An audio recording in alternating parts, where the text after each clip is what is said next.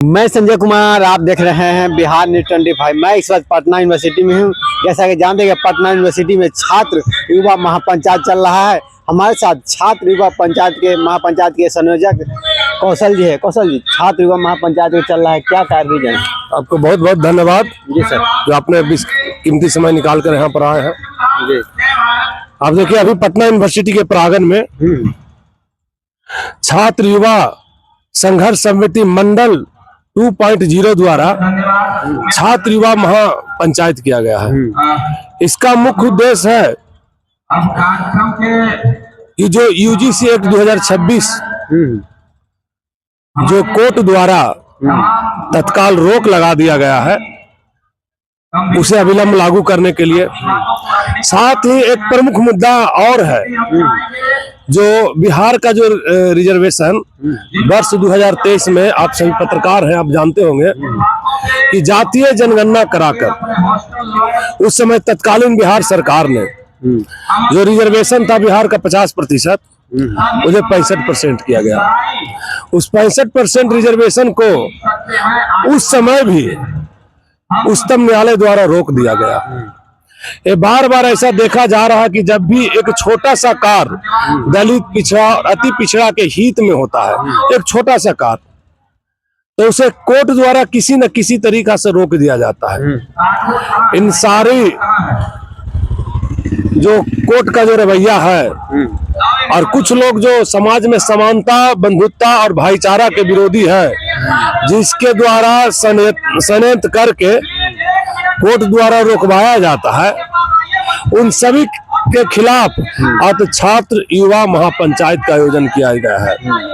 देखिए, बिहार में रिजर्वेशन कहिए या प्रतिनिधित्व कहिए, इसका इतिहास पुराना है। यह हमें कोई खैरात के रूप में नहीं मिला है, यह गरीबी उन्मूलन के लिए नहीं मिला है, यह प्रतिनिधित्व के लिए मिला है और सम्मान के लिए मिला है। जो बिहार में जो रिजर्वेशन है, वो कहीं ना कहीं बाबा साहेब भीमराव अंबेडकर के पूना पैक्ट का देन है। उसी के विस्तृत में धीरे धीरे धीरे धीरे आगे बढ़ा है। 1932 में जब पूना पैक्ट हुआ, आजादी के पहले, उस पूना पैक्ट के माध्यम से अनुसूचित जाति और अनुसूचित जनजाति, उस समय संयुक्त बिहार था, अनुसूचित जाति और अनुसूचित जनजाति को विधायिका में प्रतिनिधित्व प्राप्त हुआ। लेकिन जैसे ही देश आजाद हुआ,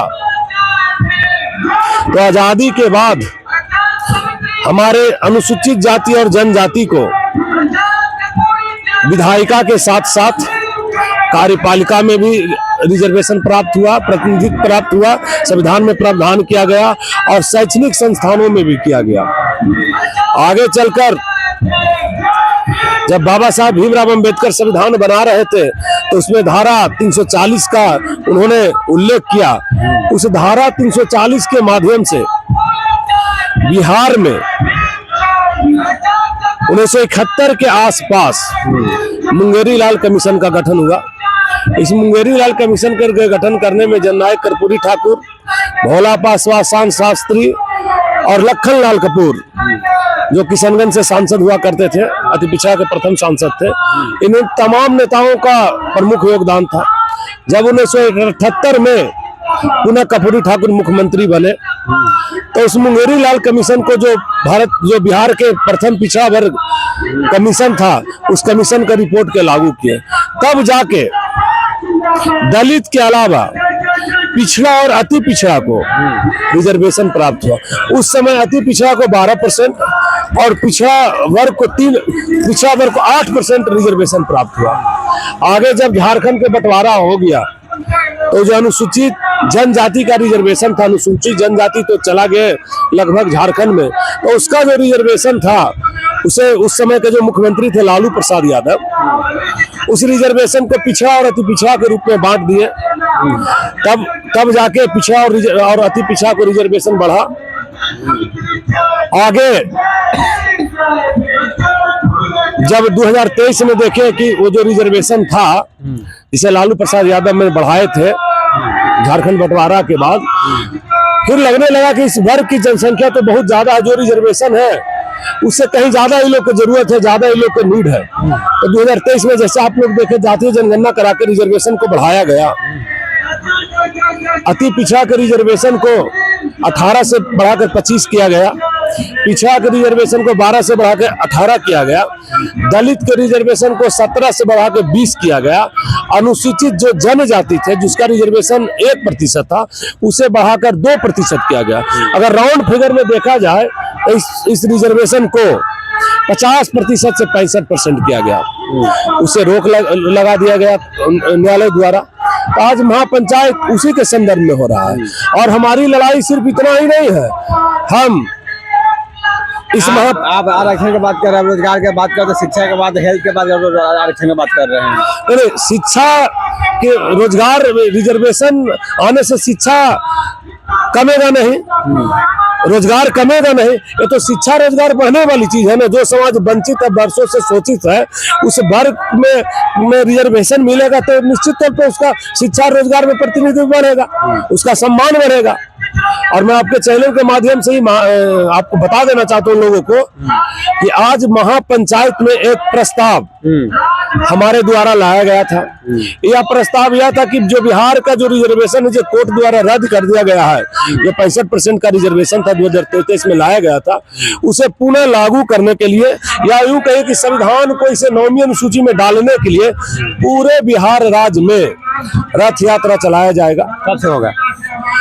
2 से 3 महीने बाद पूरे जिला जो संपूर्ण बिहार में जो बिहार का 38 जिला है सारे में रथ यात्रा चलाया जाएगा। रथ यात्रा के माध्यम से सांकेतिक रूप पर हर जिला मुख्यालय में हस्ताक्षर अभियान चलाया जाएगा और उस हस्ताक्षर अभियान को माननीय राज्यपाल को दिया जाएगा। वह जो रथ यात्रा है जननायक कर्पूरी ठाकुर के जो गांव है कपूरी ग्राम, वहां से स्टार्ट होगा, वहां से शुभारंभ होगा और इसका समापन नीलार हाई स्कूल मैदान पटना में होगा। अब हम लोग डेट फिक्स नहीं किए हैं? हम लोग डेट फिक्स नहीं किए हैं, लेकिन मान के चलिए कि अगस्त महीना के आसपास जो अगस्त क्रांति है, अगस्त क्रांति के दिन से ये चालू होगा। अभी प्रस्ताव आया, सभी सदस्यों ने जो मंडल 2.0 छात्र युवा संघर्ष समिति के सदस्य हैं हमारे द्वारा प्रस्ताव लगाया गया था, सभी ने इनका समर्थन किया है, सर्वसम्मति से ही पास हुआ है। हम इस लड़ाई को लड़ेंगे, मजबूती से लड़ेंगे।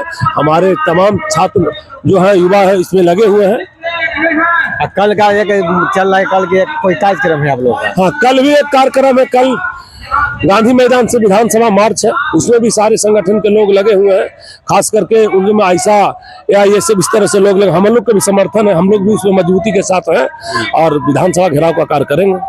ये हमारे साथ है कौशल कुमार जो कि छात्र युवा महापंचायत के संयोजक है। इनको सुना थे। वीडियो कैसा लगा अपना कमेंट कीजिए, वीडियो को लाइक और सब्सक्राइब करना। धन्यवाद।